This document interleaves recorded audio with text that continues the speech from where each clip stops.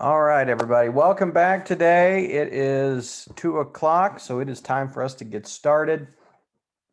Let's see. We got a couple people still entering.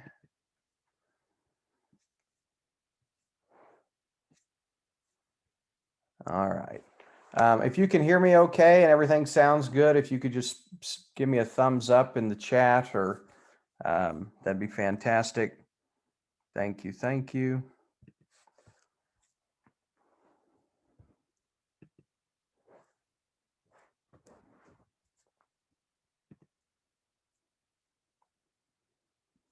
All right. Looks like almost everybody's here. Well, thank you all for joining us again today. This PD today is going to go very quick. We're going to discuss what a flipped classroom is, the benefits of a flipped classroom, the drawbacks of a flipped classroom, things you may want to consider before you move forward with flipping your classroom.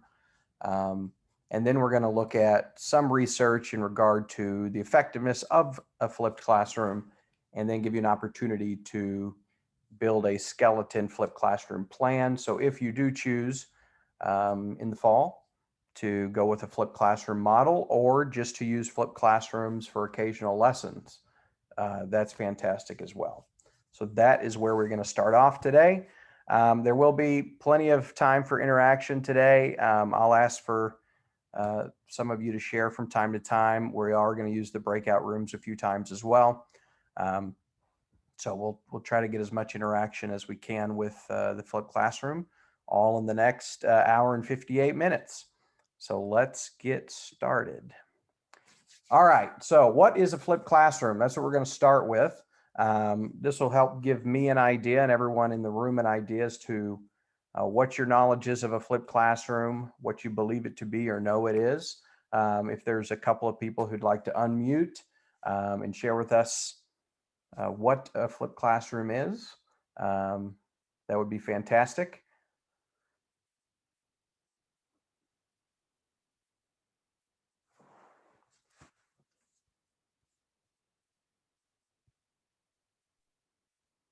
I'll go first. Flipped classroom is, from what I understand it to be, is where the bulk of the lesson is done at home in the kids' own time. Like, as for homework, they watch the lecture or do the assignment, whatever it is, and then when they come to the classroom is more about individuals kind of sharing what they learned, and then I guess peer-to-peer learning. Awesome. I could be wrong, but that's my thought. No, that's a good explanation. I mean, that was a very simple definition of what a flipped classroom is. We'll hit a little more in detail and pull it apart a little bit. But yes, in general, the flipped classroom is students getting their content outside the classroom, the content delivery, and then interacting with the content, one another, and their teacher in the classroom. So thank you, Michael. All right, so if you look at your screens, you will see a graphic from University at Austin. This is a simple graphic to just show you a traditional classroom versus a flipped classroom.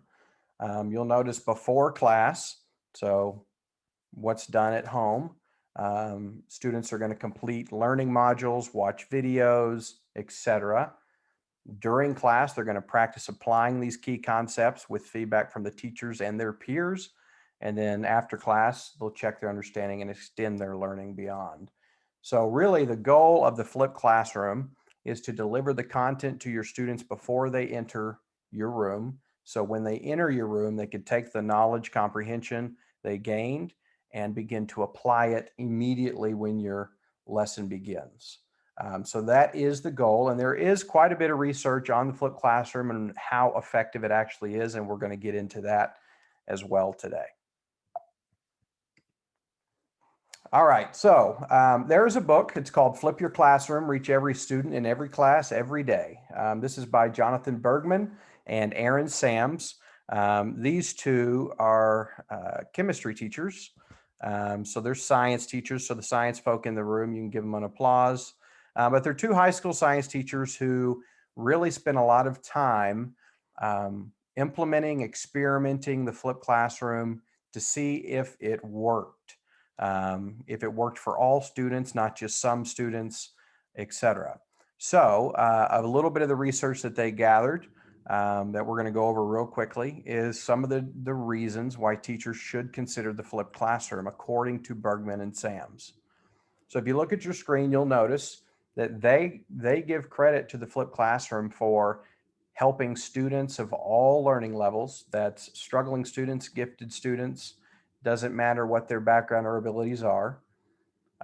They also credit the flipped classroom because when students are receiving their content delivery before class, students are able to pause, stop, start, rewind. Even on their phones, they're able to play your video lectures, for instance, at a speed greater than normal or slower than normal. So it gives students an ability based on the wide range and diversity of abilities to learn at their pace. And it doesn't matter where they're at, they can learn at their pace. They also give credit to the flipped classroom for increasing the interactions between students and other students, as well as students and teachers. Because in the class period, when they're actually in your classroom, you're spending that entire time with interaction rather than spending, 15, 20 minutes or more introducing the concepts or delivering the content and then giving them time to interact with the content. On your screen, you'll see a few more items that are important considerations for using a flipped classroom. One thing that a lot of educators point out that have implemented the flipped classroom is how it changes classroom management. Now, if you're a teacher who is very good at keeping your students engaged and active in your classroom management is typically not an issue. However, a lot of educators, especially new educators, first, second, third year teachers, oftentimes classroom management can be a bit of a struggle as they're trying to learn the ropes and how to teach effectively. So a lot of educators who have used the flipped classroom do mention how much easier classroom management becomes because they don't have to plan activities and use gimmicks to try to engage students who otherwise wouldn't be engaged. Since students are entering the classroom with knowledge needed for that lesson, those students who may not typically interact are far more likely to interact and participate, thus alleviating a lot of those disruptive classroom behaviors. So these are just some points, again, pointed out by these two high school science teachers regarding why the flipped classroom is something worth your time. Now, Sams brings up 5 bad reasons for flipping your classroom. This is from a poll that was given to educators across the United States when they were writing their book. And they asked educators, okay, if you're going to do a flipped classroom, if you're going to try this, why would you do it? And these are 5 what they refer to as bad reasons. Some teachers believe flipping their classroom will make them cutting edge. It will show it's a 21st century classroom. Some even believe it will make their job easier, which we'll come to learn that's not the case, especially when you're first getting started on a flipped classroom. It takes an intense amount of time. So if the idea of flipping a classroom is simply use technology more, be 21st century, be a cool cat teacher who is, wanting to keep kids interested, if that's all you're doing it for, don't bother because it's not worth the time that you're going to have to put in. If you're wanting to implement a flipped classroom for the purpose of engagement, rigor, opportunities increasing to interact with your students and students to interact with their peers in the content, then awesome. This is something worth your time. All right, a few points to make about the flipped classroom. Before you flip your classroom, it's important to understand these 4 points. Technology should never be in the driver's seat. So the flipped classroom does not make technology the teacher. Pedagogy should drive technology, not the other way around. Flipping does not necessarily use the latest technology. For instance, the typical flipped classroom generally is going to use Zoom, Screencast-O-Matic, and YouTube. So these technologies are not brand new, and the flipped classroom has been using these technologies for the last few years. It's also important to remind you, you're all educators, you have degrees, whether you've taught for 20 years or more, or first or second year you just wrapped up, you know that teaching is much more than good content delivery. It's relationships, it's understanding your students, it's knowing what makes them tick, how you can best reach one individual student versus another, and to be able to make all that work when you have 15, 20, 25 kids in your room. It's not an easy task, right? And flipping the classroom, as I mentioned earlier, will not make your job any easier. However, many educators will argue that a flipped classroom makes your job more rewarding because you really get to experience your students' growth and learning more than you would in a traditional classroom. So some research from University of Buffalo, their Center for Educational Innovation has done some fantastic research. We're going to watch a couple of clips later in this presentation from a professor at the University of Buffalo on the flipped classroom. But if you would please look through these few bullet points with me. These are extremely important bullets regarding what the flipped classroom does for students. The flipped classroom allows for more content coverage and greater knowledge acquisition. It increases student achievement. That in itself is one very good reason to at least try implementing the flipped classroom from time to time. The flipped classroom provides more opportunities to hone verbal communication skills and to address any unresolved issues or questions. Attendance is higher in flipped classrooms. Teachers who try to flip classrooms feel that they allow their students to move further into Bloom's taxonomy of knowledge. This goes back to something we talked about yesterday. When you're spending a quarter to half of your class at the remember, understand, comprehension level of Bloom's, your students don't have near as much opportunity to work in higher level Bloom's, application analysis and higher. And the research does show the flipped classroom gives students more opportunity to operate at the application level or higher. Students tend to favor the flipped classroom over traditional classrooms, and students like the flipped classroom because it allows them to receive guidance and support, live feedback in real time as they work through discussions, seminars, group work, activities, etc., that are based around the content that you taught them before class started. All right, now we're going to open the mic real quickly. I'm just going to look for one or two of you to share how or why you would create a flipped classroom. If you have tried a flipped classroom before or done a flipped lesson, you could share how you did that, how it worked. If you haven't, just share how you would like to implement it, whether it's a certain topic in your class that you'd like to use a flipped classroom for, or if it's something that you would like to do full-time. So I'll open the mic and I'll give a couple seconds. Otherwise, I'll just pick a couple of people to give it a shot. So again, how would you like to use the flipped classroom?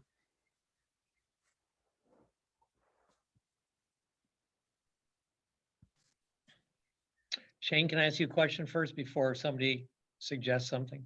Yes, sir.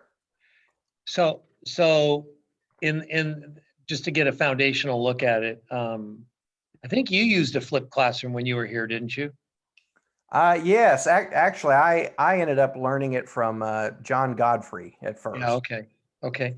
He was one of That was those just that a side tried comment. it. Hey, the other thing is, so in reality, I want to use the word homework. I'll use the word homework, but in reality, a flipped classroom is basically they have pretty much a homework every night, which is if you use the flipped classroom on a regular 4 or 5 day a week, schedule, they pretty much have something every night from your classroom that you've decided to flip. Would that be an accurate assessment to begin with, so I understand a little bit better? Yeah. So if you have a flipped classroom full time, that would be accurate.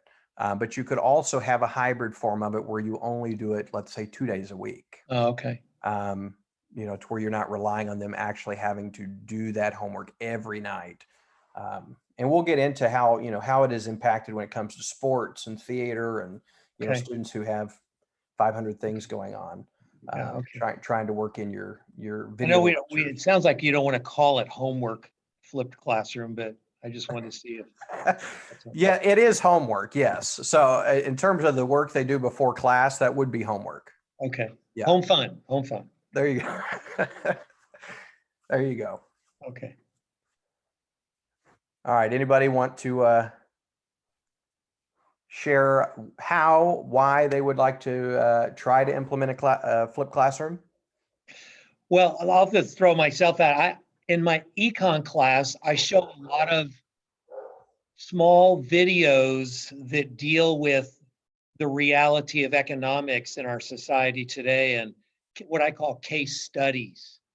And it would be better for them to watch them at home and then come back and use those as a starting point for discussion and tying in how what we're dealing with in the class at that time, what the topic is, what the know is, and use that time instead of watching them in class, which takes up time, and kind of flip it that way. I could see specifically in my econ class doing that just because of the sheer number of short little videos, videos that are 8 minutes long, 10 minutes long, 11 minutes long, which, I could see doing something like that. So that makes sense.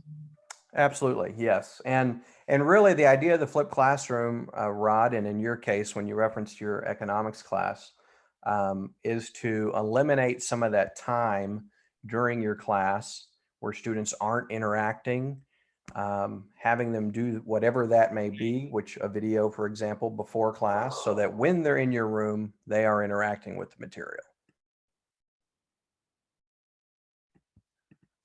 All right, so let's go straight into how to implement a flipped classroom. We're going to look at the 6-step guide to flipping your classroom. This was written by Jeff Dunn, where he goes through 6 so-called easy steps for implementing a flipped classroom.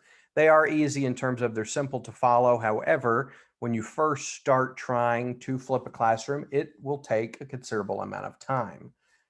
One great aspect of this is although it takes a considerable amount of time in planning and working to put together a flipped classroom, you will find year to year, it will save you a lot of time if you're able to reuse some of what you've created in the past, much like lesson planning does already. When you create a lesson for the first time, it takes some time, but if you use it again in the future, it saves time. Similar in that regard, but it can take a little more time flipping your classroom for some people, really dependent upon their comfort level with technology.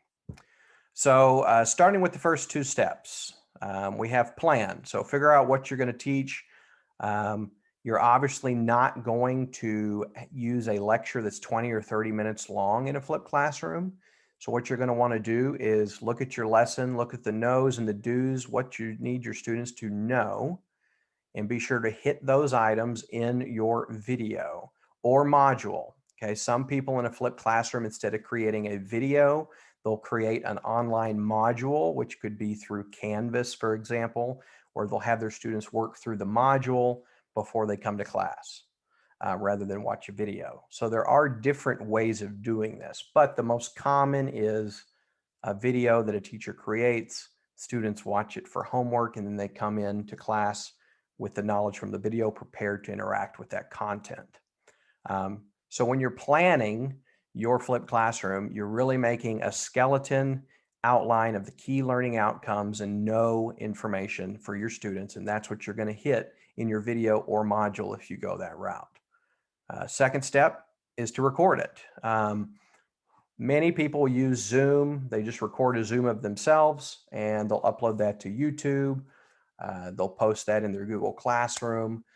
Some of those things I know we discussed last summer when we looked at Google Classroom and uploading videos and whatnot. But really it's whatever you're most comfortable with. Some people are real comfortable with screencasts like Screencast-O-Matic software. There's several free softwares online that you can use. Ultimately, all you're wanting is a software that will record you on your screen and has the ability to record your screen if you create a slides presentation to go along with it, or if you want to do math problems on your computer and record those. And then once you record it, you upload it so that your students can watch it. Right. So Bergman and Sams, going back to that earlier book, they pointed out that you're not making a video just for the sake of making the video, right? We want it to be short, sweet, to the point. We want it to hit on those learning outcomes, the key learning outcomes that you decided on from the topic you're teaching, so that your students can basically get the short, sweet video that gives them everything they need to know knowledge-wise in order to be successful in your classroom the following day. So after you record, you share your video. This can be done through YouTube, through Google Classroom, through many different portals that schools use. Some schools leave it up to teachers, so teachers have a little freedom in terms of what platform to use. Some all use the same platform. So whatever that looks like for you, you'll upload that video so that your students can view it. You then want to be prepared, and this is really the more complicated aspect of the flipped classroom, for the change when it comes to your lesson and how you implement it the following day. Creating the video, sharing the video, that tends to be the easiest part of the flipped classroom. The more complicated aspect of it is being able to go into more depth with your students and to probe and to question deeper to take them further into the knowledge since you've already taught it to them prior to the class. So that is one of the more difficult areas to get used to. However, it's something after you do it for a little while, you get comfortable and very good at it. Last two items, group and regroup. Effective way to discuss topics that you present in your videos is to give students group tasks.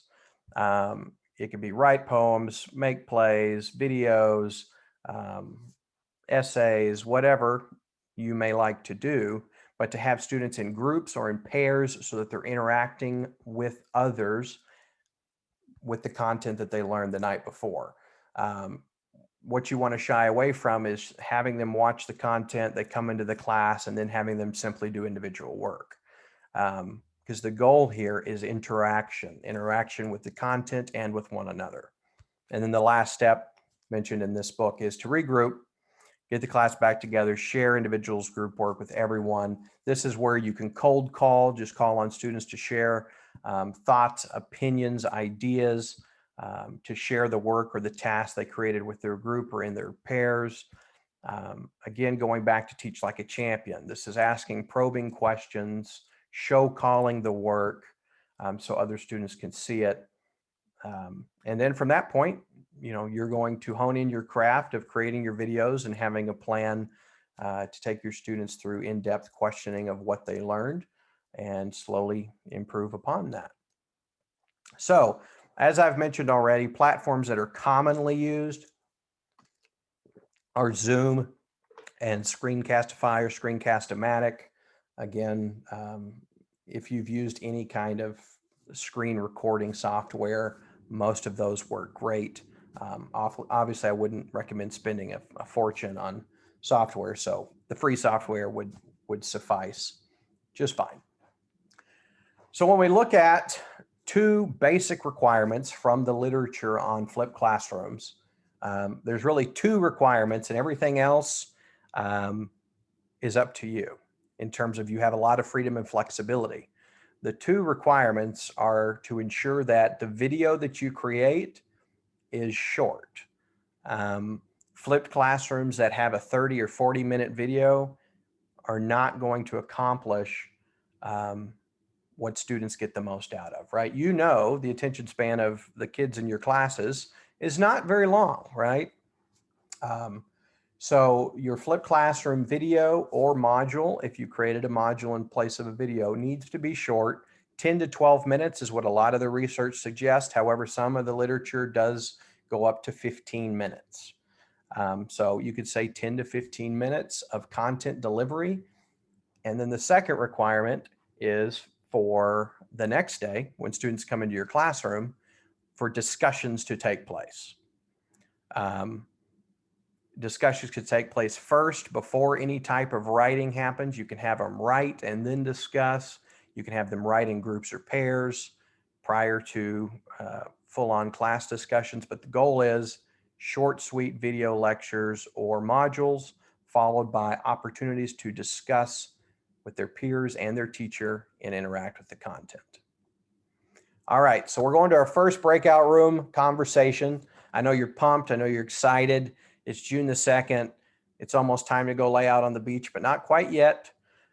So we're going to go to your breakout rooms. We're going to go 8 minutes for you to just discuss with those in your room about how you can create quality videos for flipping your classroom. Ideas you have, questions you may have, just discuss that with one another and just your thoughts in general on a flipped classroom. Once your group finishes the conversation, go ahead and take a 5-minute break because we'll come back. We have some videos to watch and some more discussions to have. So we'll go 8 minutes to 2:34 and then 5. So let's say at 2:40, we will come back into the main room. So I'm going to go ahead and send you to your breakout rooms, and then we will take a break as soon as you finish.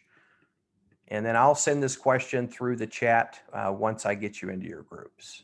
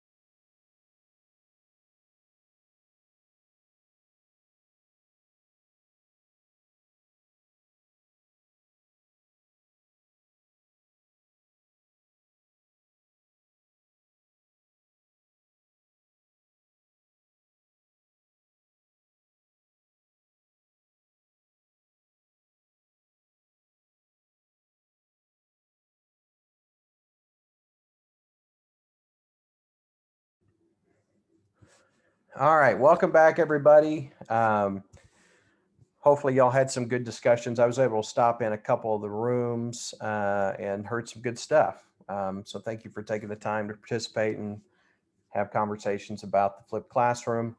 So what we have left on the docket, we have 2 short video clips that we're going to watch from a good friend of mine who is a professor at the University of Buffalo.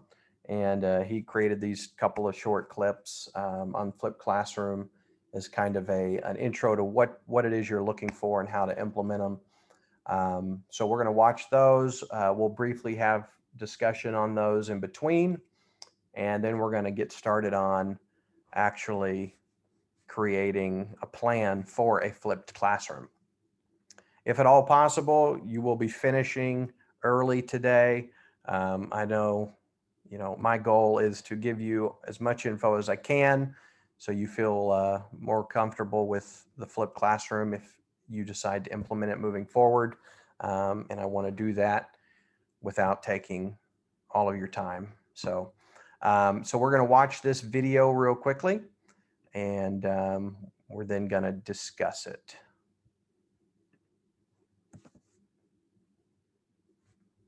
One thing I would do is maybe try to find somebody who already does it and see if you could watch their class and see how they do it. And better still, if you could find 2 or 3 people who do it, because they probably all do it a little bit differently, and pick the things that you think would fit the material you're teaching, okay, and the style that you're comfortable with. When I first started doing this, I only did a little bit of it this way and the rest traditionally. And I would give surveys and say, would you prefer the whole class was taught flipped, or would you prefer the whole class was taught traditional? And overwhelmingly, they say they'd prefer to see the class flipped. The biggest thing I try to do is to show them that it's to their advantage. I tell them that the literature shows that this is a perhaps more effective way to learn, and I tell them if they buy in my opinion, they're going to find it easier to learn. They may learn I won't say more deeply, but I'll say they may retain what they learn better than in a traditional format. But I think the biggest thing is that it's easier, it's more efficient for them if they buy in and do it the way I want to do it. And so I kind of harp on that, a lot. Day one is like review of things they've had in other classes before, and half the time is spent, going over the syllabus and how they're going to be graded, and actually telling them how the course is going to run, because it is so different. But then once I finish all that kind of background logistical kind of stuff, I say, okay, if this had been a normal semester or a normal day in the class, you would already have read all these things, okay? Now, I know you haven't because you just got here, but then again, these are review things, so you should know them from other courses, and I jump right in. And I try to point out, even in that first class, see, if you came here without having read anything about this class is going to be a waste of your time, or you're not going to get very much out of it. But if you come in knowing those things, you're going to get a lot out of it. And so actually the first class can kind of serve as the first illustration that it's worth doing what I tell them to do.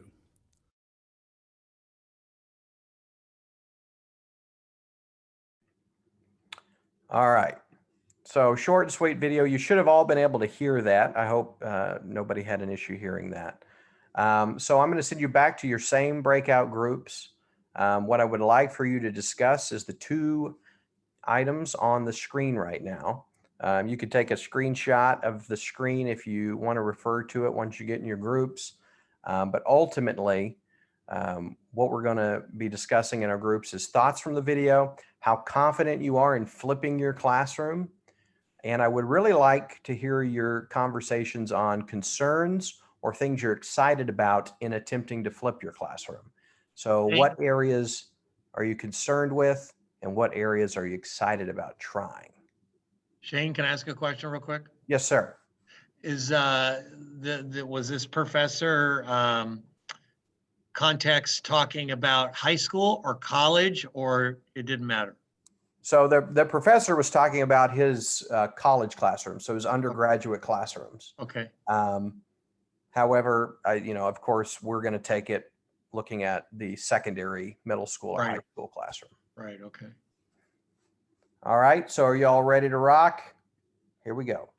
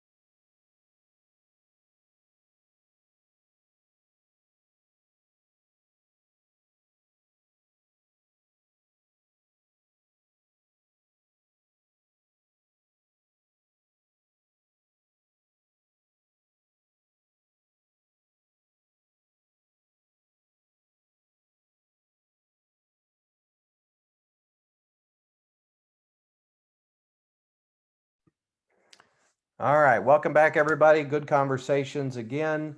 I did like some of the concerns that I heard in some of the groups, and the concerns are legitimate. The flipped classroom is certainly not something that you do just for a change of pace. It's something that it has to be intentional, and you have to be willing to put in the amount of time necessary to make the change. However, it is important to note that nobody is selling the fact that flipped classroom is necessary and all educators must do it.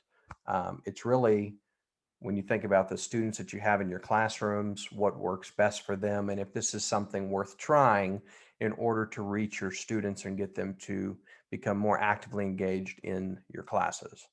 All right, so we're going to go to this next short clip. The information transfer and the illustration that would occur in a lecture occurs outside of the classroom, okay? And then the actual practice of using that information occurs in the classroom, so the students are actively engaged in using the information that you would have presented in a lecture, okay? And this requires them to study and prepare in a different way. It requires them to do things that a lot of times they don't have to do in a conventional lecture. And so it's actually getting them to buy in, okay, is probably the biggest challenge. They need to come to class prepared, okay? And if you think about it in a traditional lecture format, a lot of times students won't look at the material at all. They won't read the book before the lecture because the professor is going to tell them what they need to know. I want them to come to class at least knowing about what I want them to know and prepared to start using that information. So it's a shift for them. What I tell them to do when they get an assignment before they come to class is to read through all these things.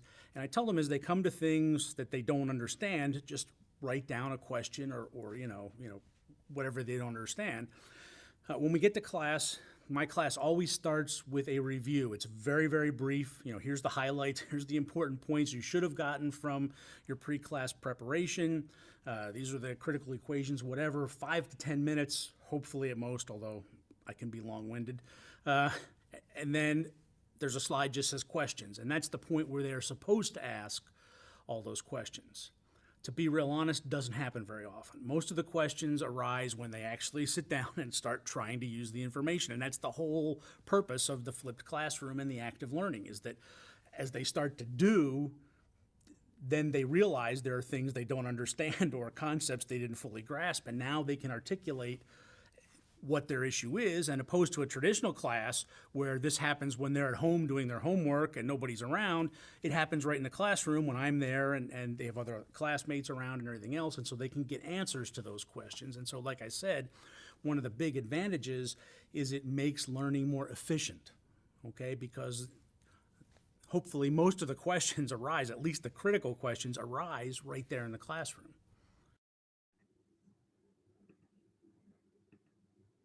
All right, so this next discussion we're going to have, we're not going to go to your breakout rooms like it says on the screen.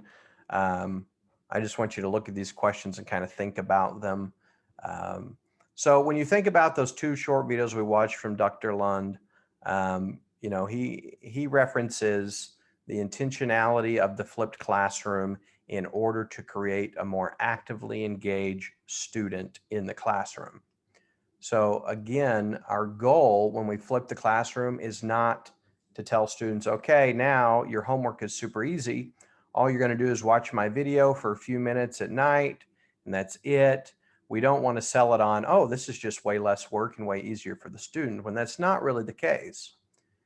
The purpose is, so when they're doing the work that they would normally be doing at home for homework, they're now doing it in the classroom with you as the teacher and their fellow students with them. So as they struggle through concepts, understanding things that have happened in history, equations and math, you're able to help them, and they're able to work through that with their classmates. Of course, some classmates are more advanced than others. So really the goal is we're feeding them this knowledge. They have some time to work on the comprehension between when they take in the content and when they apply it in your class. And when they're actually applying that content, you're there and their fellow student body is there to help them as they hit those road bumps. So it really is flipping, right, in terms of content delivery. Instead of in the classroom, it's happening at home, and application and struggling with concepts and equations. Instead of that happening at home, it's now happening in the classroom. Now, many educators for years have used a form of a flipped classroom in their classroom, basically by using the beginning of class as the content delivery and the last part of class as the application of the content. The only difference in the modern flipped classroom and that type of a classroom is instead of using one class period split in half, you're able to send them home with the content delivery and use the entire period for the application. Now, if you're on a modified block schedule, if your classes are an hour and 10 minutes, an hour and 20 minutes, hour 30 minutes, whatever the case may be, you may think, well, we have so much time.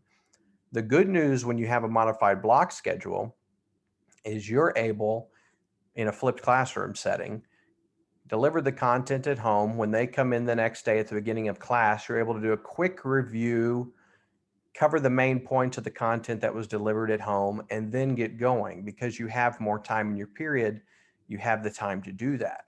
However, it's important to consider when you're on a modified block, you have less days during the week and so on. So goal is deliver the content in a short, sweet manner so they have enough knowledge to work on comprehension as they apply in your class the next period.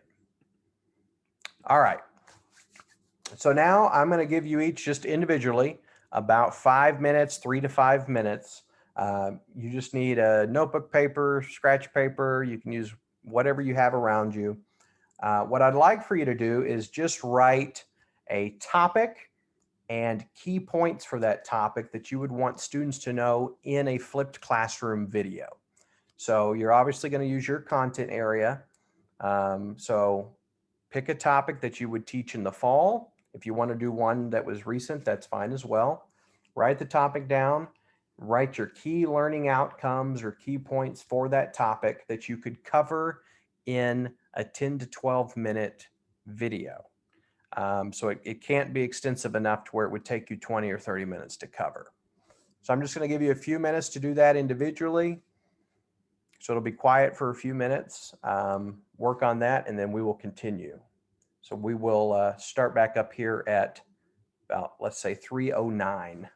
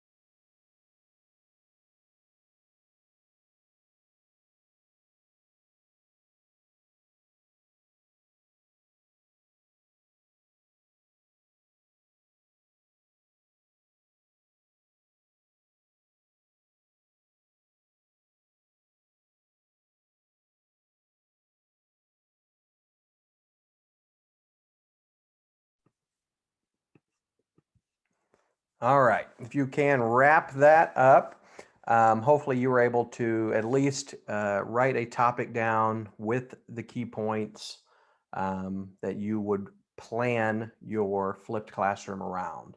I'm going to send you into your breakout rooms for about 5 minutes to share your topics, the key points, and how you think you would present those in a 12 to 10 minute video to ensure that you cover everything in a short period of time. I will send you the discussion points in a message once you get into your breakout rooms.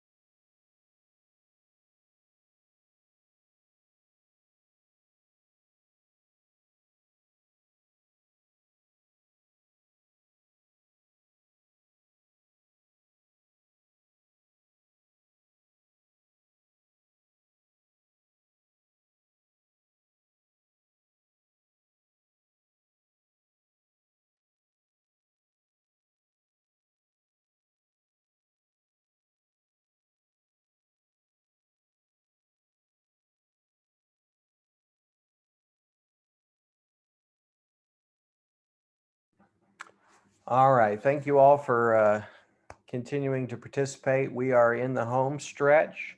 We're getting near the end, so I appreciate you hanging in there. Good conversations again. I like what some of you are saying regarding how you're going to get the information that you need in a short 10 to 12 minutes, as difficult as that may be. But it's important because, as we know, even for ourselves, when we get information, if we are sitting and listening to information like this Zoom, for example, I try my best not to talk for more than 8 to 10 minutes at a time, just because people get bored, right? And this virtual learning environment, it's a lot harder to create that interaction and engagement and make it fun. Whereas if we were all in a room together, having these conversations, it would be more vibrant and more exciting. But so thank you for hanging in there and doing your best here. So if a couple of people wouldn't mind sharing, I'm going to just call on a couple of people. If all I'm going to ask you to share is the topic that you picked for your flipped classroom exemplar and how you would go about ensuring you cover your points in a 10 to 12 minute time frame. So I'm going to go to Jennifer Foster.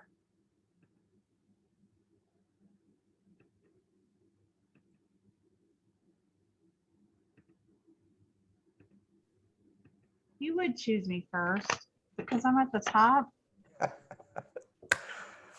So what I was thinking of doing is doing this right at the first week of school, to introduce geography to my incoming freshmen.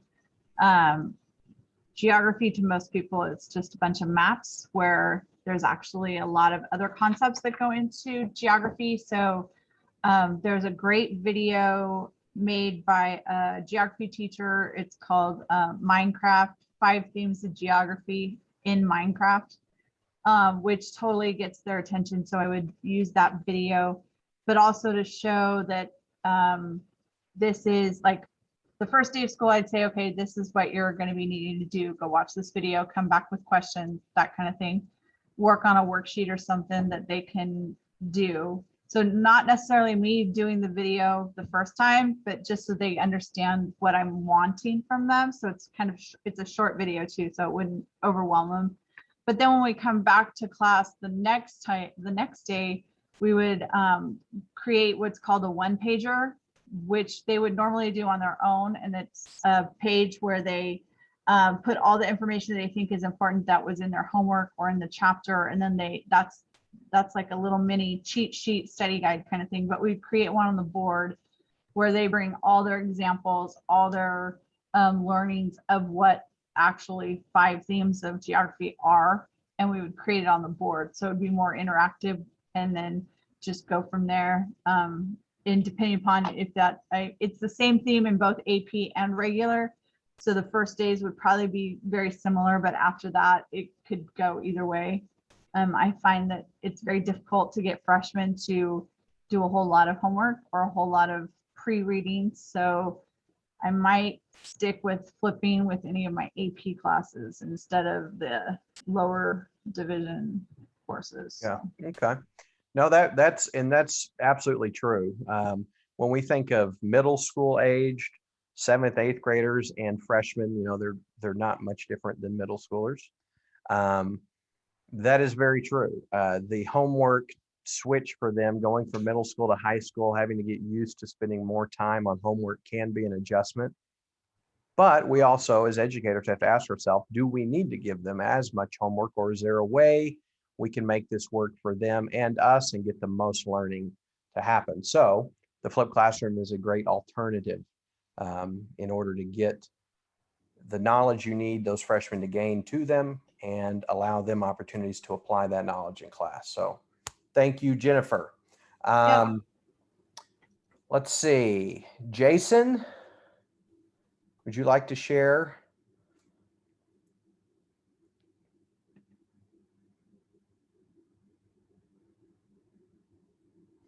There we go. Yeah, I just picked a topic that I was working on even yesterday. On one of the last lessons I taught this past school year was the measures of central tendency, which is mean median mode. And if I was doing a flipped classroom, obviously, I would start off by talking about, again, doing this by video, talking how, we could figure out our grades, how did Ty Cobb, and use some sports analogies that we talked about, kind of get that hook, but using it in the lessons is like, okay, this is why I want to show you how to compute mean and how to determine mode and median.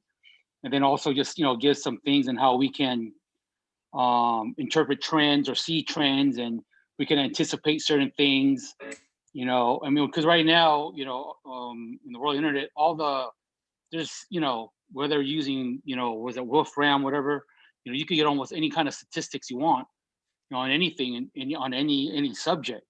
Yeah. You could get every point that Michael Jordan scored, in every game, how many points, and so there's just so much statistics, and this is one of those ways where you can take some that it's going to, at least for the classroom I have, maybe they're interested in batting average, or like I said, what I did yesterday, I told them a good hook was that, hey, some of you guys are wondering what do I need to get on my final so I can keep a B.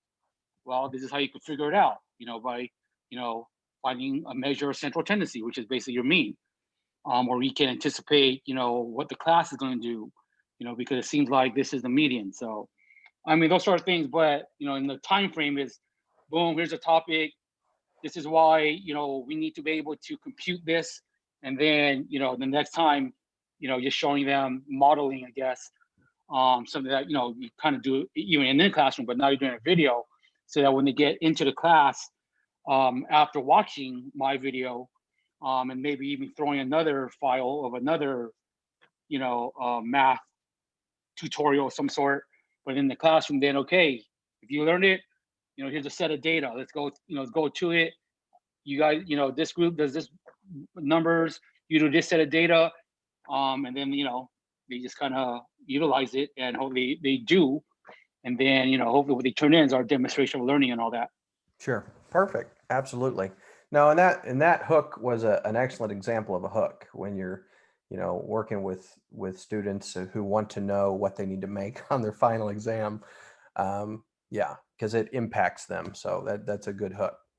All right, we're going to move into our last phase of the session. If you look on your screen, this next phase, I would really like for you, before you go to your breakout rooms to discuss, to write down how you plan to engage your students in the classroom portion of this flipped lesson that you've been working on a skeleton of. So this is where you'll talk about discussion questions that you feel like, 2 or 3 discussion questions that you feel like students could spend a decent amount of time on interacting with one another to answer those questions. Whether you'd want to try a Socratic seminar.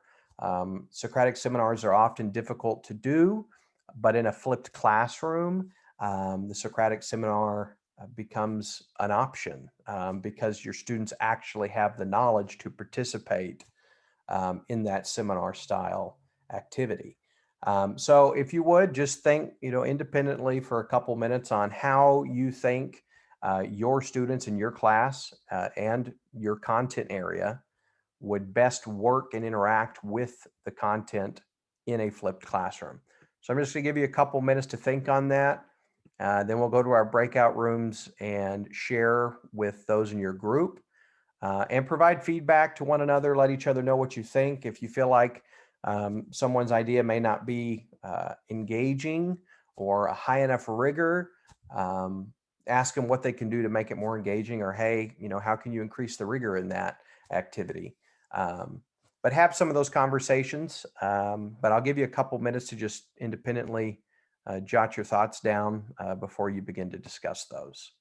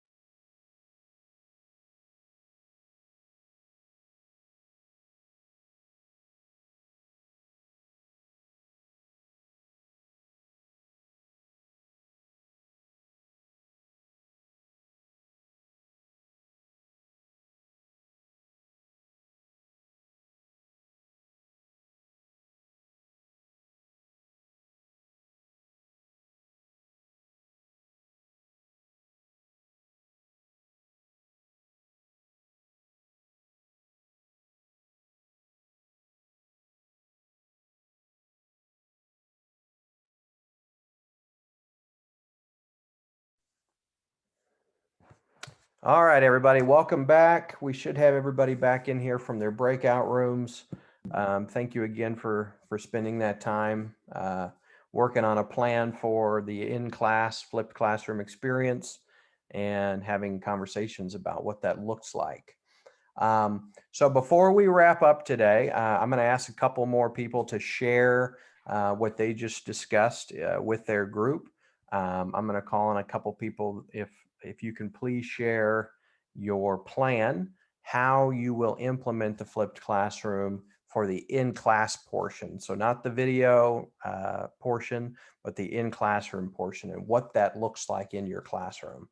So if do we have a social studies teacher and maybe a science teacher that would like to share?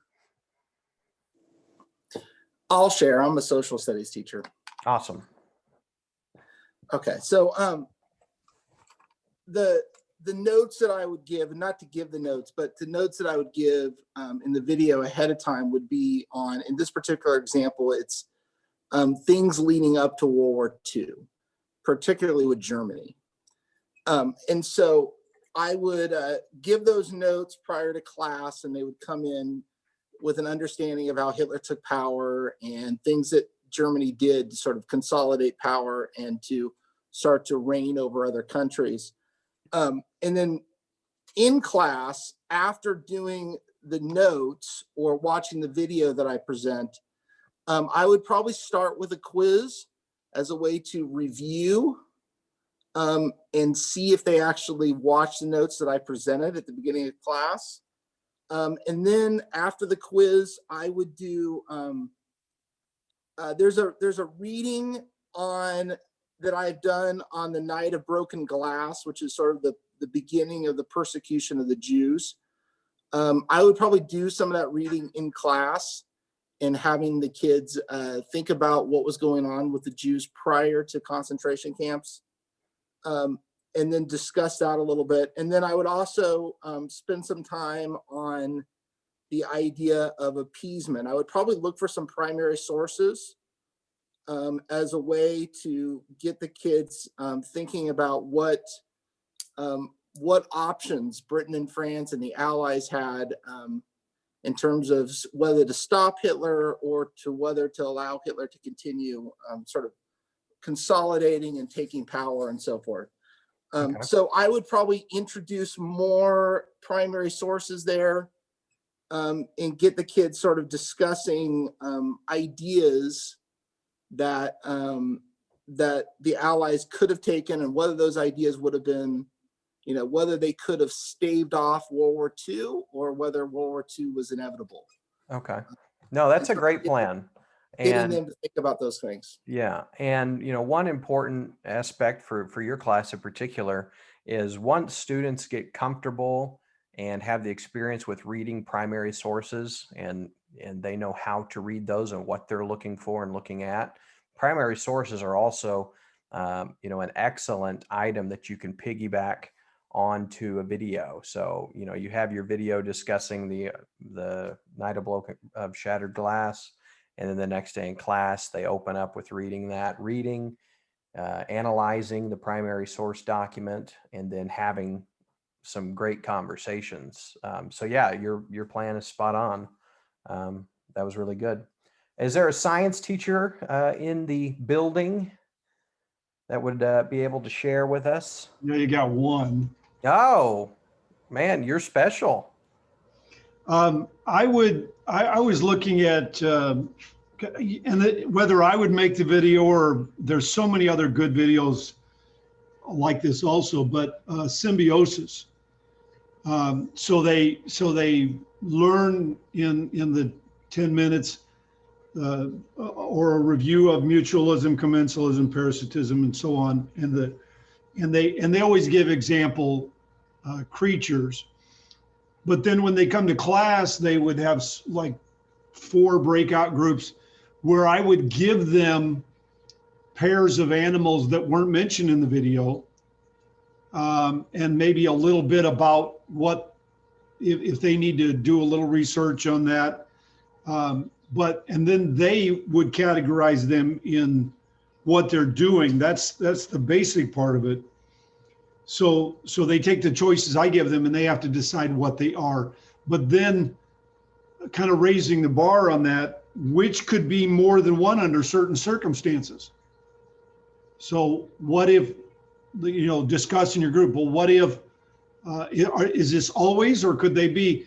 And then as a like an essay, personal essay for them, with no names, define the relationship with one of your friends in the context of the 3 types of symbiosis.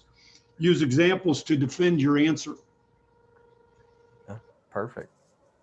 No, that's a good plan as well. And you brought up a good point, Mr. Cross, that using videos that weren't created by you when it comes to a flipped classroom is perfectly acceptable. You know, I know a lot of times when we're learning about flipped classroom or we're trying to do it, we think we have to create all this content. But the truth is, as he just pointed out, there's a lot of content creators who have created some fantastic videos that can be used for educational purposes. So if you come across those videos that you feel like just really hit your topic spot on in a short period of time, those can absolutely be better than some of our own creations. But at the same time, mixing some self-created videos in there just so the students are used to seeing you, you know, their teacher in those videos is great as well. But don't feel like you have to create everything, because there's so much out there online that is fantastic, that, yeah, I would highly recommend using that. So Mr. Huffman, Mr. Cross, thank you for sharing. So that's going to bring us to a close for today on the flipped classroom. My hope is, you know, several of you came in kind of knowing what a flipped classroom was. My hope is you feel a little more comfortable with what that looks like and what it is, and that you have some confidence moving forward if it's something that you want to try to use.